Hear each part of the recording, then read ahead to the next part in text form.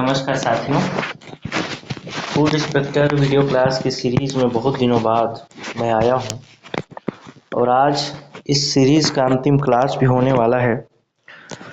इसके बाद शायद मैं अधिनियम के और क्लासेस नहीं लूँगा, लेकिन मैंने एक चीज़ देखा कि सारा चीज़ तो मैंने पढ़ा दिया, लेकिन उपभोक्ता संरक्षण अधिनियम जो था उसका मैंने कुछ नहीं पढ़ाया और पढ़ा भी नहीं पाया और अब पढ़ा भी नहीं पाऊँगा। तो इसका मुख्य कारण जो है कि मेरी तबीयत लगभग जब से मैंने क्लास शुरू किया है तो लगभग 17 दिन 18 दिन में बीमार रहा हूँ। उसके बाद भी मैंने कोशिश की कि मैं क्लास कंप्लीट करा दूँ, लेकिन अब मेरे हाथ में नहीं है, हाथ से बाहर जा चुका है। आप लोगों का अगर कमेंट नीचे आएगा तो मैं ये सोच रहा था कि उपभोक्ता संरक्षण अधिनियम जो है उससे संबंधित कुछ MCQ मल्टीपल चॉइस क्वेश्चन मैं करा देता, बहुविकल्पीय प्रश्न, तो आप लोगों को हेल्प मिल जाता। अगर आप लोगों को ज़रूरत होगी तो नीचे कमेंट करिएगा, मैं उसको ज़रूर करा दूंगा। हम बात कर रहे थे छत्तीसगढ़ खाद्य सुरक्षा अधिनियम और उसमें अध्याय 13 तक हमने देख लिया था। आज हम देखेंगे अध्याय 14 और अध्याय 14 जो है वो विविध का अध्याय है, यानी प्रकीर्ण का अध्याय है, यानी ऐसा अध्याय है जो हर कहीं भी कैटेगराइज नहीं हो पाया पिछले के 13 अध्यायों में, उसको 14वें अध्याय में हम रख देते हैं। मिसलिनियस है, जो छोटा मोटा है उसको सबको इसमें शामिल करेंगे। तो ज़्यादा समय न लेते हुए अब चालू करते हैं इसको। अध्याय 14 और एक एक अधिनियम देखेंगे, एक एक धारा देखेंगे जल्दी जल्दी। अध्याय 14 समझाने लायक होगा, जरूर समझाऊंगा, नहीं समझाने लायक होगा मैं बताता जाऊंगा। अध्याय 14 में पहली धारा जो है वो है धारा 27 और धारा 27 के अंतर्गत कहा गया है खाद्य आधारित योजनाएं जारी रखने की राज्य सरकार की शक्ति। यानी पहले से कुछ योजनाएं अगर चल रही हैं, छत्तीसगढ़ खाद्य सुरक्षा अधिनियम तो 2013 में आया, उसके बाद वो लागू होते होते एक आध साल सर्वे उर्वे सब होगा, 6 महीना 8 महीना 1 साल जो भी लगेगा। उस भी जो खाद्य सुरक्षा से संबंधित मतलब खाद्य के वितरण से संबंधित जो कल्याणकारी योजनाएं थी, उन योजनाओं को चालू रखने की शक्ति राज्य सरकार के पास होगी। यानी ऐसा नहीं है कि खाद्य सुरक्षा अधिनियम जिस दिन से लागू हुआ तो पुरानी योजनाएं जैसे बंद हो जाएगी। जैसे एक योजना आप लोग पहले सुने होंगे, जवाहर रोजगार योजना। जवाहर रोजगार योजना के बाद या उसी के आसपास एक योजना आया था जिसको बोला जाता था काम के बदले अनाज योजना। दरअसल क्या है ना कि जब हमारे भारत में हरित क्रांति आया, हरित क्रांति से पहले हमारी स्थिति खाद्यान्न में बहुत बेकार थी। तो हरित क्रांति आया तो हरित क्रांति में हमने गेहूं का उत्पादन किया, दूसरी हरित क्रांति और फिर सिंचाई का विकास हुआ तो हमने चावल आदि का भी उत्पादन किया।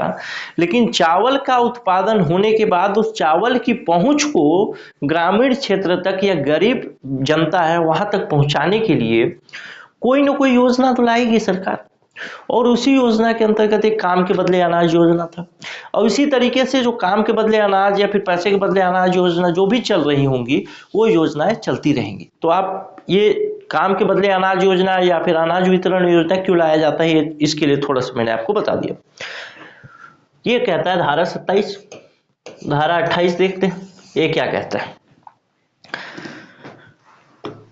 धारा 28 कहता है कि सरकार के पास 2 तरीके की शक्तियां हैं इस अधिनियम से संबंधित।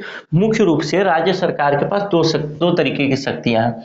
एक तो शक्ति होगी वो होगी नियम बनाने की शक्ति, यानी छत्तीसगढ़ खाद्य सुरक्षा अधिनियम के अंतर्गत नियम बनाने की शक्ति सरकार के पास ही होगी, यानी राज्य सरकार के पास ही होगी। दूसरा होगा कार्यान्वयन की शक्ति, यानी ये जो नियम बनेंगे उन नियम को किस तरीके से कार्यान्वित किया जाएगा।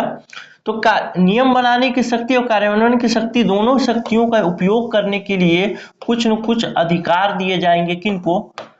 लोगों को, जो इन शक्तियों का उपयोग करेंगे।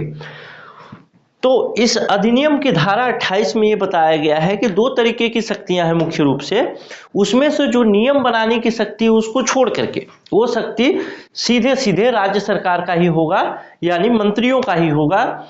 उस शक्ति को छोड़ करके जो कार्यान्वयन की शक्ति है, उस कार्यान्वयन की शक्ति को राज्य सरकार अपने अधिकारी, अपने कर्मचारियों को दे सकता है। यानी कार्यान्वित करने के लिए, जैसे आप फूड इंस्पेक्टर का फॉर्म भरे हैं, तो खाद्य सुरक्षा अच्छी तरीके से लागू हो रहा है कि नहीं हो रहा है, इसका कार्यान्वयन अच्छी तरीके से हो रहा है कि नहीं हो रहा है, ये शक्तियां जब आपको प्राप्त होंगी, तो ये शक्तियां आपको प्राप्त कौन देगा? कौन? राज्य सरकार देगी। आप राज्य सरकार के अधिकारी या राज्य सरकार के कर्मचारी कहेंगे जाएंगे, तो राज्य सरकार के अधिकारी होने के बदौलत आपको ये शक्तियां आपको प्राप्त होंगी। लेकिन खाद्य सुरक्षा, छत्तीसगढ़ खाद्य सुरक्षा अधिनियम 2012 के अंतर्गत जो शक्ति देने का जो धारा है, उस धारा कौन सा है? 28 के अंतर्गत। यानी छत्तीसगढ़ खाद्य सुरक्षा अधिनियम की किसी भी शक्ति, कार्यान्वयन की किसी भी शक्ति का आपको प्रयोग करने के लिए यदि राज्य सरकार आपको अधिकृत करती है, तो किस धारा के अंतर्गत करेगी? धारा 28 के अंतर्गत ही करेगी। तो यही कहता है धारा 28। अब देखते हैं धारा 29। धारा 29 कहता है अनुसूचियों में संशोधन की शक्ति। अनुसूचियों में संशोधन की शक्ति का मतलब क्या है?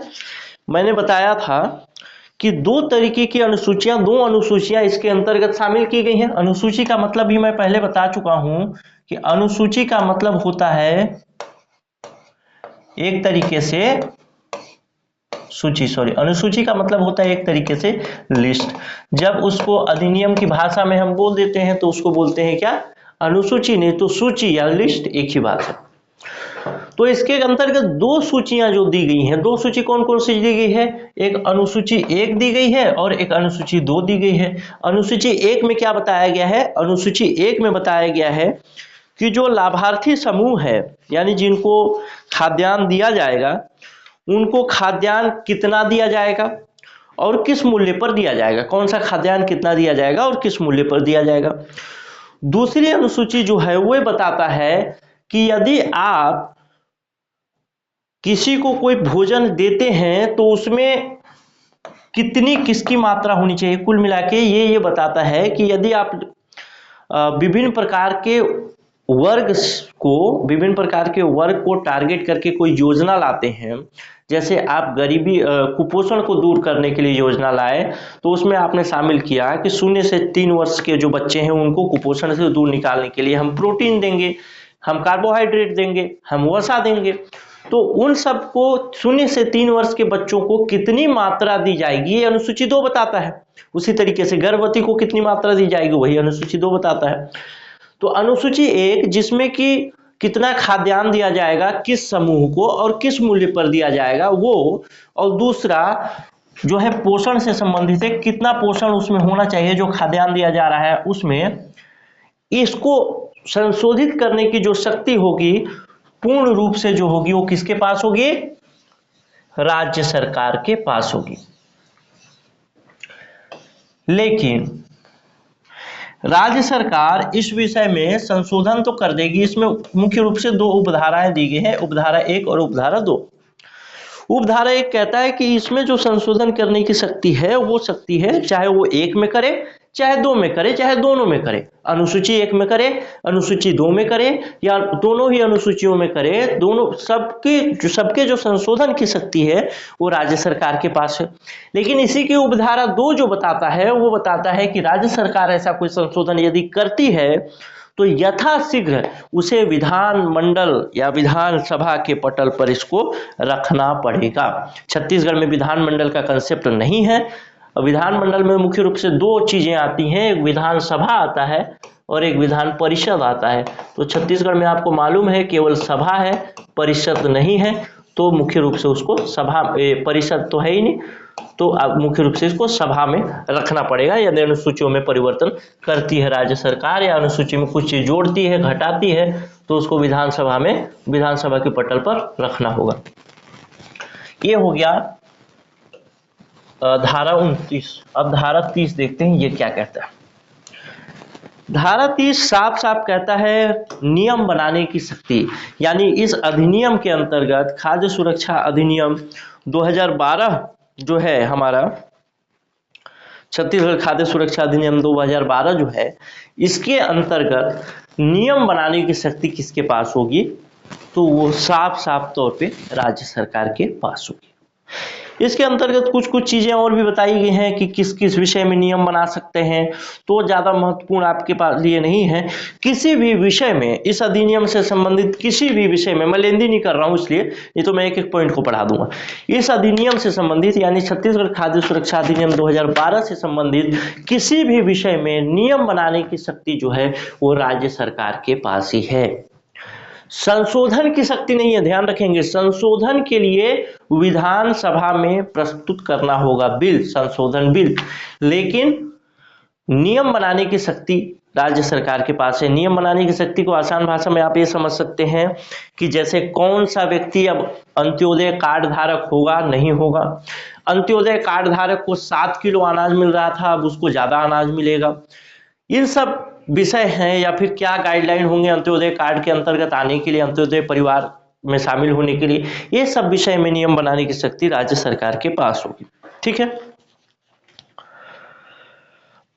लेकिन कोई भी नियम बनाएगी राज्य सरकार या भी कोई भी गाइडलाइन जारी करेगी तो इसमें भी यथाशीघ्र जो है, यानी जितनी जल्दी हो सके विधानसभा में प्रस्तुत किया जाएगा। उस बात को विधानसभा में बताया जाएगा कि भाई हमने इस तरीके का एक नियम बनाया है।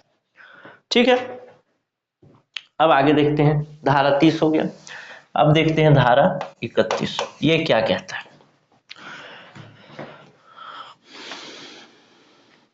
विद्यमान योजनाओं, मार्गदर्शिका, आदेश एवं खाद्य संबंधी मापदंड का बना रहना।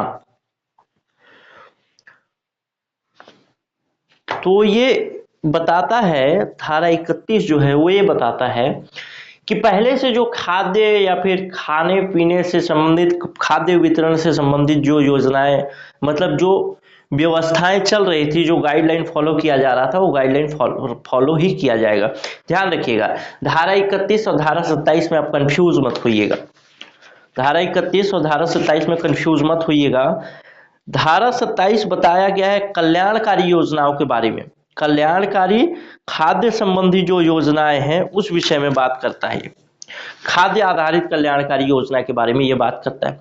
लेकिन धारा 31 ये बात करता है कि इस अधिनियम के प्रारंभ होने की तारीख पर विद्यमान योजनाएं, मार्गदर्शिका, आदेश, खाद्य संबंधी मापदंड उस तिथि तक प्रवृत्त एवं प्रभावी रहेंगे जब तक कि इस अधिनियम के अधीन अंतर्गत बनाए गए नियमों की योजनाएं, मार्गदर्शिका, आदेश आ नहीं जाते, रूपांतरित नहीं कर लिया जाता। कुल मिला के बात इतना ही कहना चाहता है धारा 31 कि जो भी पहले से योजना, जिस योजना के अंतर्गत कोई व्यक्ति शामिल था मान लीजिए, और खाद्य सुरक्षा अधिनियम 2012 के अंतर्गत वो व्यक्ति शामिल नहीं रहेगा। मान लीजिए पहले एक योजना था, किसी के पास टीबी है तो उसको भी 20 किलो चावल दिया जाता है, और अब खाद्य सुरक्षा अधिनियम 2012 में आया कि अगर किसी के पास टीबी है तो उसको चावल नहीं दिया जाएगा। ठीक है, उसको चावल नहीं दिया जाएगा। ध्यान रखेंगे, खाद्य सुरक्षा अधिनियम 2012 के आने से पहले भी हमारे पास पीडीएस का सिस्टम था, लेकिन सरकार के नियत पर निर्भर करता था कि वो देगी कि नहीं देगी चावल। लेकिन अब जो है इस अधिनियम के आने के बाद सरकार के ऊपर बाध्यता हो गई कि यदि कोई अंत्योदय परिवार में शामिल है तो उसको 35 किलो चावल देना ही देना है। यदि कोई प्राथमिक परिवार में शामिल है तो उसका जितना मतलब उसके लिए जितना निर्धारित चावल का मात्रा होगा उतना देना ही देना है। तो ये चीज कभी कंफ्यूज मत होइएगा कि चावल का वितरण 2012 से ही शुरू हुआ, इस अधिनियम के आने के बाद ही, मतलब खाद्यान्न देने का काम वो पहले से चल रहा था। तो इस उदाहरण से समझते हैं धारा 31 को। पहले एक नियम था कि जिसके पास टीवी है उसको 20 किलो चावल मिलेगा। खाद्य सुरक्षा 2012 आने के बाद सरकार ने एक गाइडलाइन जारी किया, एक मार्गदर्शिका जारी किया, उसमें बताया कि जिसके पास टीवी है उसको चावल लेने का कोई अधिकार नहीं। तो ये मार्गदर्शिका जब जारी होगा तो मार्गदर्शिका जारी होने के बाद, यानी गाइडलाइन, सरकार की गाइडलाइन जारी होने के बाद जब तक पूरी तरीके से सर्वे नहीं हो जाएगा, नया गाइडलाइन पूरी तरीके से फॉलो नहीं किया जाएगा, तब तक उस पुराने परिवार को जिसके पास टीबी था 20 किलो चावल पुराने नियम के अनुसार मिलता ही रहेगा। यही चीज इसमें बताया गया। चलिए अब आगे समझते हैं। धारा 32 देखते हैं फट से।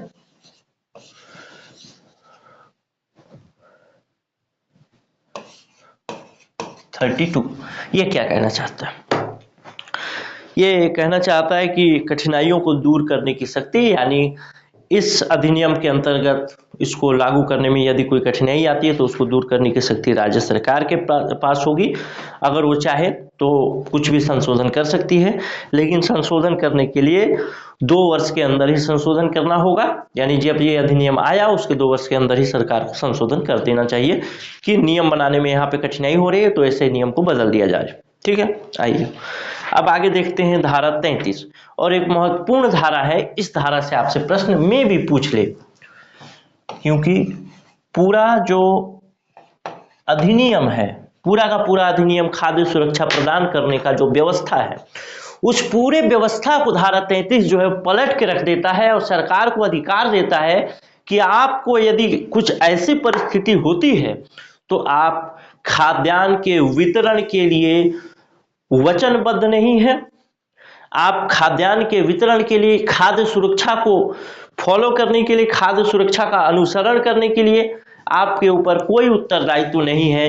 वैसी कौन सी स्थितियां हो सकती हैं? कुल मिला के खाद्य सुरक्षा, छत्तीसगढ़ खाद्य सुरक्षा अधिनियम एक तरफ बात करता है कि हम सभी को खाद्य सुरक्षा देंगे, सभी को मतलब जो इसमें पात्रता परिवार होंगे उनको सभी को खाद्य सुरक्षा देंगे, तो उस पूरे के पूरे अधिनियम को एक ही उल्टे दिशा में ले जाता है धारा 33। और धारा 33 बताता है कि नहीं, कुछ परिस्थितियां ऐसी भी हो सकती है कि राज्य सरकार मुकर सकती है कि हम आपको खाद्य सुरक्षा नहीं दे सकते, तो वो है धारा 33। ये चीज याद रखिएगा, मैं भी पूछ ले। तो बताता है इसमें अप्रत्याशित कृत्यों में राज्य सरकार के दायित्व के बारे में बताया गया धारा 33 में। यानी कुछ ऐसी अप्रत्याशित कृत्य आ जाते हैं, घटनाएं हो जाती हैं, तब राज्य सरकार खाद्य सुरक्षा को देने के लिए वचनबद्ध नहीं है। कौन से अप्रत्याशित कृत्य? जैसे कहीं भूकंप आ गया, युद्ध हो गया, बाढ़ हो गया, सूखा, आग, तूफान, भूकंप, या कोई दैवीय कृत्य अलग से जो कि अभी तक पता नहीं होगा, सुनामी जैसे छत्तीसगढ़ में तो आएगा नहीं, लेकिन आ जाए तो ऐसी स्थिति में राज्य सरकार खाद्य सुरक्षा को देने के लिए वचनबद्ध नहीं है, यही कहता है धारा 33। अब पढ़ते हैं धारा 34, छोटा सा धारा 34। धारा 34 कहता है कि ये जो खाद्य सुरक्षा अधिनियम 2012 आया है, पुराने चल रहे किसी भी अधिनियम को, किसी भी कानून को या संसद द्वारा किसी भी बनाए गए नियम कानून को अल्पीकृत नहीं करेगी, यानी उसको कम नहीं करेगी। वो अलग है और ये अलग है। उससे ज्यादा होगा तो इसमें से दिया जाएगा, लेकिन उसको कम नहीं किया जाएगा। मान लीजिए संसद ने एक कानून बनाया कि जो अंत्योदय परिवार है उसको हम देंगे 40 किलो चावल, और राज्य सरकार ने एक कानून बनाया कि मतलब ये खाद्य सुरक्षा अधिनियम के अंतर्गत अंत्योदय परिवार को दिया जाना है 20 किलो चावल। एक उदाहरण बता रहा हूं मैं। तो ऐसा नहीं है कि 40 किलो के जगह पे आप 20 किलो देने लगेंगे। अगर पहले नियम उसको ज्यादा लाभ प्राप्त करने का है, यानी 40 किलो का है, तो 40 किलो को देंगे। एक दूसरा उदाहरण देखते हैं। राज्य सरकार ने एक नियम बनाया कि अंत्योदय परिवार को हम देंगे 30 किलो चावल, और संसद ने नियम बनाया अंत्योदय परिवार को देंगे 30 किलो चावल, और राज्य सरकार ने नियम बनाया कि हम देंगे 40 किलो चावल। तो कौन सा दिया जाएगा? 40 किलो वाला चावल दिया जाएगा। क्यों? अल्पीकरण नहीं करेगा, लेकिन ज्यादा है वो लाभ मिलेगा। तो इस तरीके से छत्तीसगढ़ खाद्य सुरक्षा अधिनियम 2012 पूरी तरीके से कंप्लीट हुआ। जिन लोगों ने टेस्ट अभी तक ज्वाइन नहीं किया है, आखिरी बार रिवाइज कर सकते हैं, टेस्ट को दे सकते हैं। टेस्ट को ज्वाइन करने के लिए नीचे व्हाट्सएप नंबर भी दिया होगा, उसमें व्हाट्सएप करिएगा, डिस्काउंट के साथ आपको टेस्ट मिल जाएगा। और आप लोग नीचे जरूर कमेंट करके बताइएगा कि क्या आप लोगों को जो उपभोक्ता संरक्षण अधिनियम है उसका MCQ चाहिए यूट्यूब पे फ्री में या नहीं चाहिए। चलिए, आपके जवाब का इंतजार रहेगा। मिलते हैं अगले वीडियो में, तब तक के लिए नमस्कार, जय हिंद, जय भारत।